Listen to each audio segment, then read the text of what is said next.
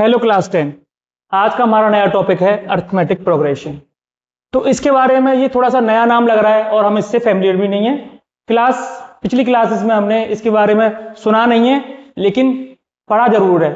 अब दूसरे नाम से पढ़ा है हमने, उसको जरा देख लेते हैं। तो क्या अरिथमेटिक प्रोग्रेशन में क्या होता है, नंबर वो सीक्वेंस होता है नंबर्स का, जिसमें सारे नंबर जो होते हैं वो एक डेफिनेट ऑर्डर में अरेंज होते हैं और एक डेफिनेट रूल को फॉलो कर रहे होते हैं।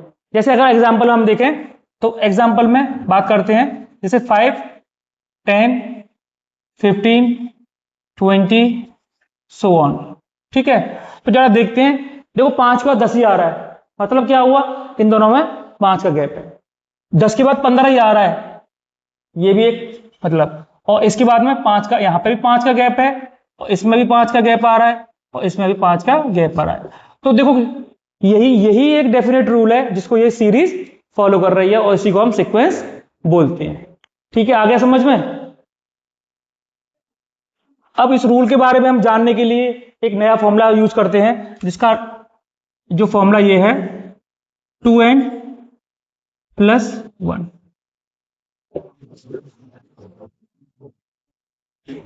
ये एक रूल है जिसको हम इस एपी बनाने के लिए यूज करेंगे। इसका एपी बनाने के लिए तो n क्या होता है, ये नंबर ऑफ टर्म होता है, मतलब कौन से वाले टर्म के बारे में हमें उसकी वैल्यू निकालनी है। जैसे ये वाला पहला टर्म है, ये सेकंड टर्म है, ये थर्ड टर्म है, ये फोर्थ टर्म है। तो n की वैल्यू 1, n की वैल्यू 2, n की वैल्यू 3, n की वैल्यू 4। तो देखते हैं एक और हम वैल्यू पुट कराते हैं। तो देखो n की वैल्यू हम कुछ भी कराते हैं, 1 2 3 4 सो ऑन करा सकते हैं। ठीक है, अब करते हैं। तो t n की यहाँ पे 1 पुट कराया मैंने, तो क्या आएगा 2 × 1 प्लस का 1, तो क्या आएगा 2 + 1 = 3।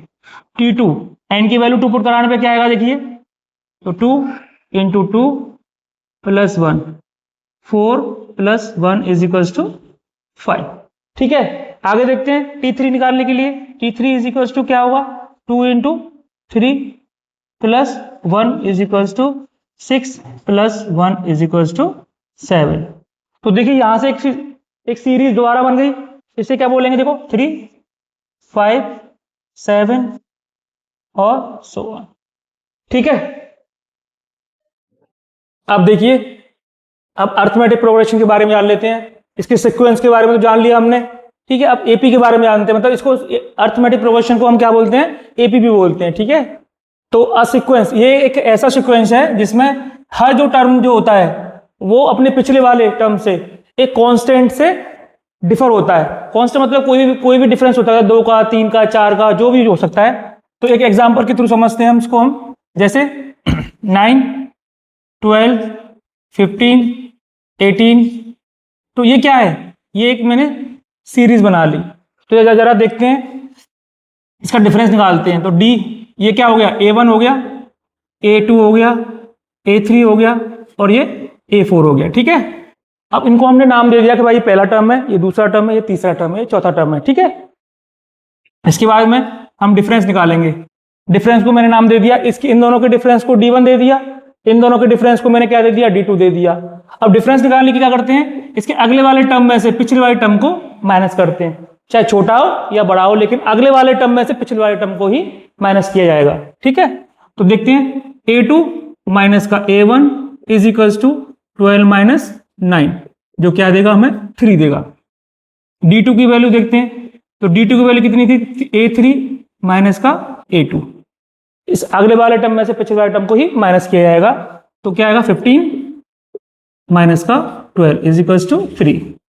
D3 = A4 माइनस का A3 = 18 माइनस का 15, तो ये भी 3 दे रहा है। तो देखिए एक कांस्टेंट से, मतलब जो हर जो टर्म जो है वो उनमें एक सेम कांस्टेंट का ही डिफरेंस आ रहा है, इसीलिए ये एपी हो जाएगी। अब इसके बारे में जान लेते हैं, इसको हम क्या बोलते हैं, फर्स्ट टर्म बोलते हैं। और डी यहां पे लिखते हैं, ए = क्या होगा, फर्स्ट टर्म होगा, फर्स्ट टर्म ऑफ एपी,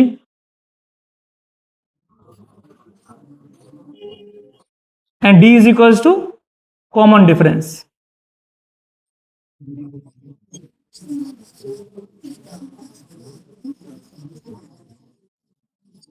अब कॉमन डिफरेंस अगर सेम सेम आता है किसी भी सीरीज में तो ये एपी में होगी। अब इस पर थोड़ा सा क्वेश्चन कर लेते हैं, इसके बाद आपको ठीक से समझ आएगा। अब आगे देखते हैं थोड़ा सा एपी के बारे में और जान पहचान करने के लिए क्वेश्चन दी दिया है मैंने। इसमें क्या करना है, शो दैट द प्रोग्रेशन, ये एक प्रोग्रेशन मतलब एक सीक्वेंस है, इसको हमें एपी में शो कराना है। तो थोड़ा सा ये एपी में शो कराना है और find its first term and the common difference, पहला टर्म निकालना है और इन दोनों का कॉमन डिफरेंस निकालना है। ठीक है, तो आइए चलते हैं। तो 3, 5, 7, 9 और 11।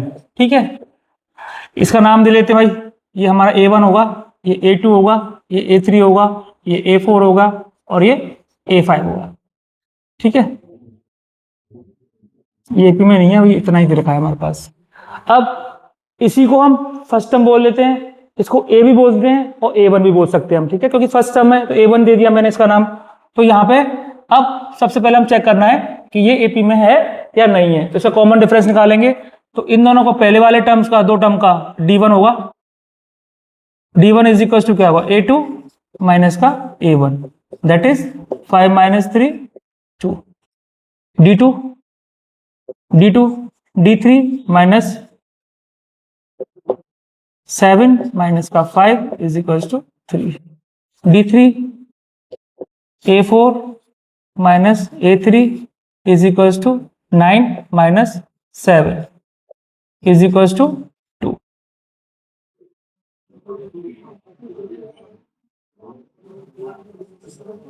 D4 is equal to A5 minus A4 that is 11 minus 9 2। तो यहां हमें देख के पता लग रहा है कि देखिए सबके कॉमन डिफरेंस सेम सेम आ रहे हैं। अभी पीछे बताया था मैंने कि जब कॉमन डिफरेंस सेम सेम हो, मतलब ये टर्म्स के बीच में अगर कॉमन डिफरेंस सेम सेम है तो ये पूरा एक सीरीज जो है वो एपी में हो जाएगा। तो एपी में हो जाएगा तो यहां हम लिखेंगे a given progression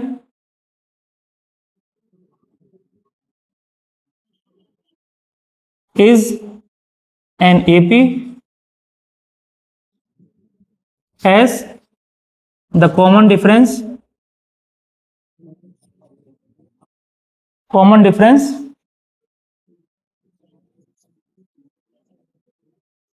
is same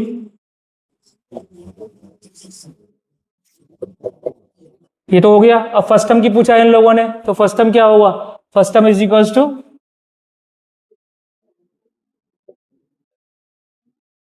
first term को हम बोलते हैं ए का वैल्यू कितना है 3, दैट्स इट।